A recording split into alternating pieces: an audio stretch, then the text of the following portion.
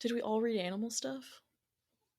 I No, I'm mean, sure Marcus read about guys in about people who tights. dress like animals at nighttime. Like that's Lame. Let's Boo. hear about it.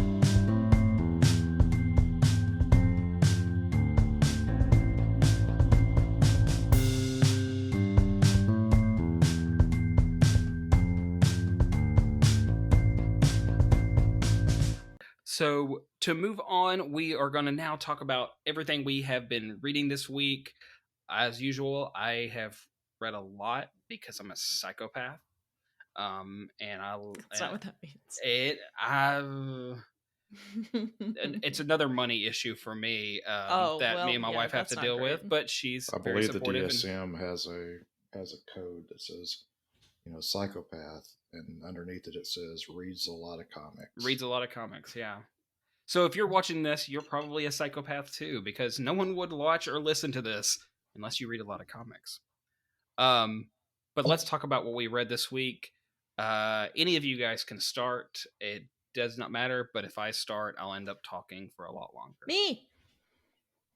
Okay, Me. Megan, you go. When it's my choice to go first, I'm fine. When you call me out, I don't love it. So I'm just gonna go ahead and Ah, start so that's that the you don't key. have to. I didn't read a lot this week. I read Ghost Tree was one I read, which was 4 issues actually at published in 2019, and I just read the little compilation, and it was about a dude named Brant who went to visit his grandmother at her home in Japan, and it was really beautiful.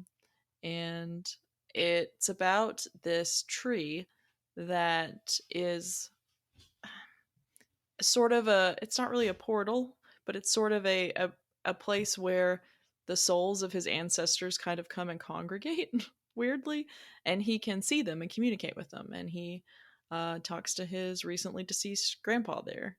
And it was fun. It was a fun read. It's not like my favorite thing in the world, but I enjoyed it.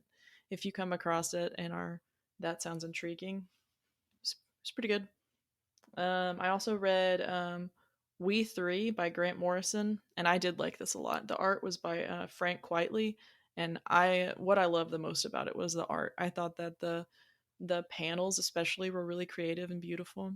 There's this one scene where, or this one like 4-page spread that's just CCTV camera footage.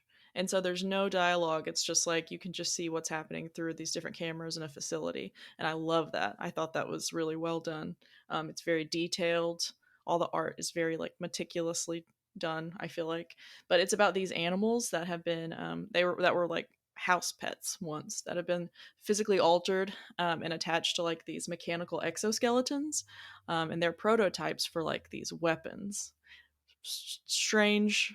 You don't get a whole lot of backstory on that, and I wish you did because I really like that concept. I think that's interesting.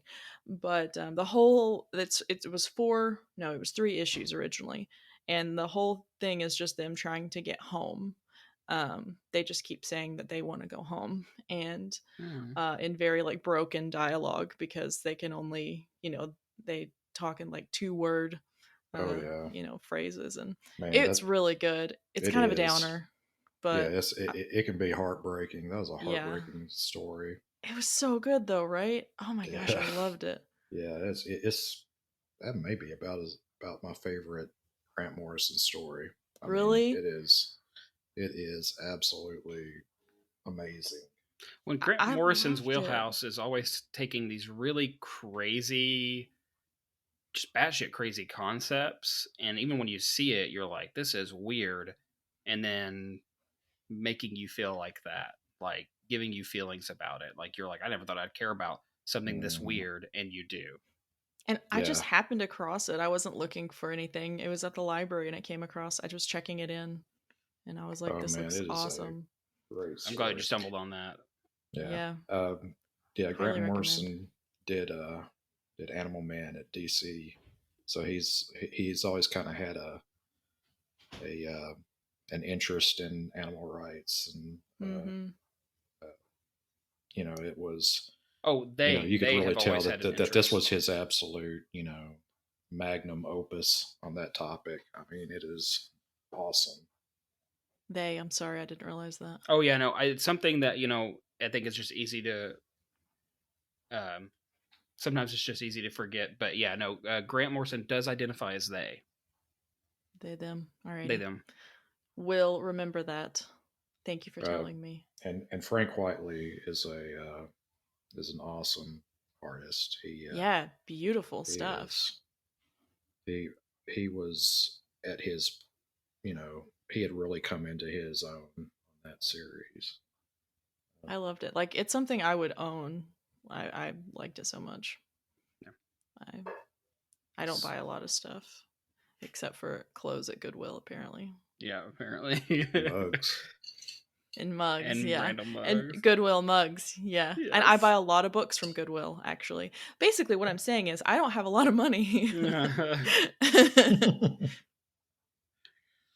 James, what did you check out this week? Well, to kind of piggyback on what Meg was talking about, I read Animal Castle, new story. The first issue came out a few weeks ago, and they did it sold out so quick that I ended up having to check out the second print. The second issue comes out next week. Uh, Story, sort of an Animal Farm type thing. It sort of kind of steps up on Animal Farm a bit in that instead of a farm, it's a castle, and what you have in this particular story is a much more complex society that's been developed by the animals, uh, which allows the author to kind of address more current political issues. Animal Farm was obviously of its time with its examination of fascism and so forth. You really get the sense that there's still that sort of perspective, but it's also incorporating economics and the, I guess, uh, exploitation of the working class. Mm-hmm. You have a society that's you know uh, consisting of animals who are maintaining this castle, and uh, you know there's an obvious sort of fascist leadership that uh, controls what all of the other animals do, and you see that uh, there are different tasks assigned to the animals, some more dangerous than others, that actually end up costing uh, the life of our protagonist's husband. Uh, she is she's raising her child alone.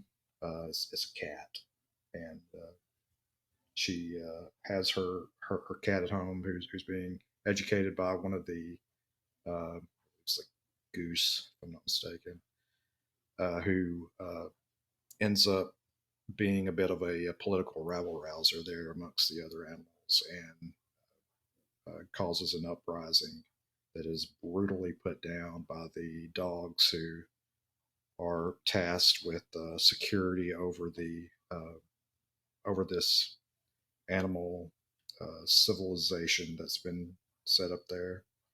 Uh, but I am really looking forward to continuing with this one. I know that there's been a lot of animal properties out there right now, Mm-hmm. but this one may have caught my interest more than any of the others just because of the socio-political aspects.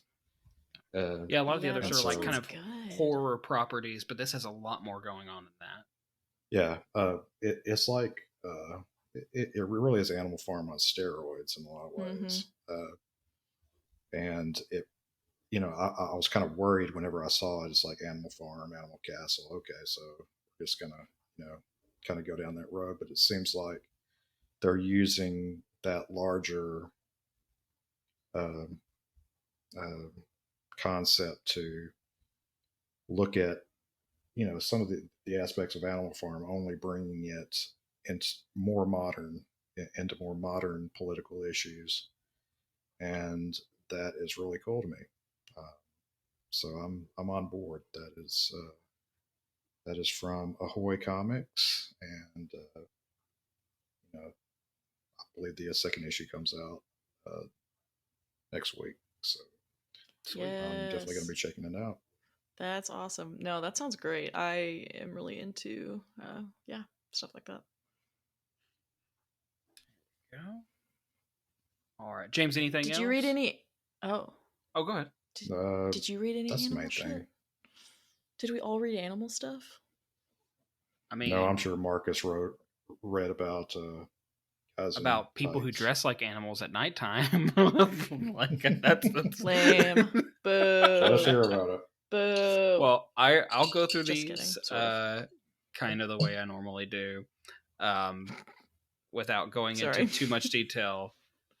So I did finish Jeff Lemire's Robin and Batman third issue. It was only going to be a 3-issue miniseries, but it really focuses on the formation of Dick Grayson as Robin and how he turned out so different for Batman, because he has just as, if not more so, of a tragic background than Batman. He didn't just lose his parents; he lost his siblings as well when they were killed at the circus.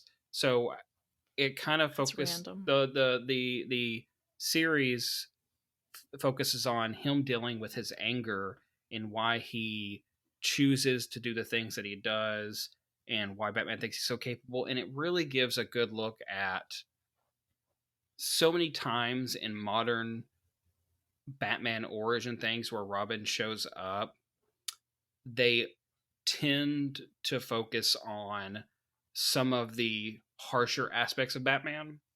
And this book has a place for that, but it also shows and talks a little bit about why would he take in this 10-year-old boy, like why would he take in this young boy and help him and how he would treat him.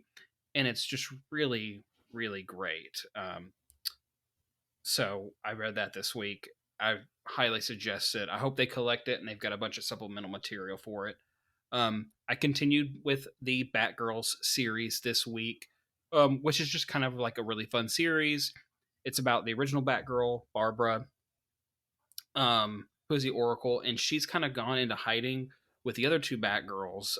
One being Stephanie Brown, also known as Spoiler, and the other being Cassandra Cain. Movie people might recognize Cassandra Cain from the Birds of Prey film. I don't know if any of y'all saw that. It's one of the only good DC movies. Oh dang. um, uh, but the only thing that's been difficult about it is it's clearly dealing with fallout from previous events from the last year, of which I don't know anything about. But it kind of, to tie it to me talking about Justice League versus Legion of Superheroes earlier, and that book just throws you in too hard and probably requires you to know a lot going in. This book is not dependent on you knowing who some of the things and characters are referring to are. You can follow along and enjoy the book as is. And even though it's 2 issues in, I feel like they'll cover some of the ground as to who the magistrate is and their background and things like that have popped up that reference. Like, I don't 100% know why they're in hiding where they are and why they've gone technologyless, but they're giving you little glimpses here and there as to why. So if anything, it's kind of the counter to the Justice League versus Legion of Superheroes for me. Um, I'm also still reading the Mighty Morphin Power Rangers and Power Ranger series. Mighty Morphin 15 came out this week, and I was trying to think of a way to condense what's been going on so far in this book for you guys, and I don't know if I can do it well. But basically, Zordon in Power Rangers is an alien. He's from the planet Eltar. Well, the Eltarians, led by someone that Zordon used to work with named Zartus. Yes, Zordon Zartus. Yeah, it's fun. Tom, I don't know. We can't hear you. Tom, we I can't don't hear know you, but I know if you're you knew probably being that. like, "What?" Going into Zordon's home planet, I just was like, "Oh damn, here Yeah. we go." We're getting that summary. We're getting that summary. Okay. So basically, Zordon's people are attacking, and the person leading the Eltarian forces has kind of learned to control these cosmic destroyer entities. And so the two different teams of Power Rangers from each book are having to come together during this event. But it's really cool because it's also been shining light onto Zed's background. Again, one of my big compliments for the Mighty Morphin Power Rangers comics has been they have taken what is not full of depth, what is not full of character, and is a real basic show to me, and they've added depth and character to it while also having kick-ass giant robots fight giant monsters. It's everything. So that's kind of the war kind of going on right now, and the Power Rangers they're losing it. Which reminds me of when in the show back in the day when Zed first showed up, he destroys their Zords, and it was this huge deal. Yeah, it came out of nowhere too. Yeah, people were like, "Oh shit, what are they gonna do?" When really it was just like a toy and footage, maneuver. But the Yeah. way they told it, you were like, "Oh man." So I'm sure that they'll get through this, but I can't guarantee. Like they're doing their own canon now fully. Anything could happen to any of the characters, and it's really really exciting. The That one episode spoiler was on during prime time, right, Marcus? When that came I mean, on? they always had the new episodes on in the afternoon. I remember. I don't know That's if right. it hit That's right. prime time. But yeah, it's cool because like Zed is tied to Zordon's background.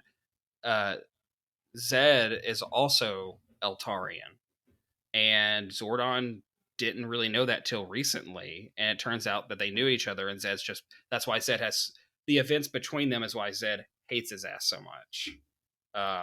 And so really really cool.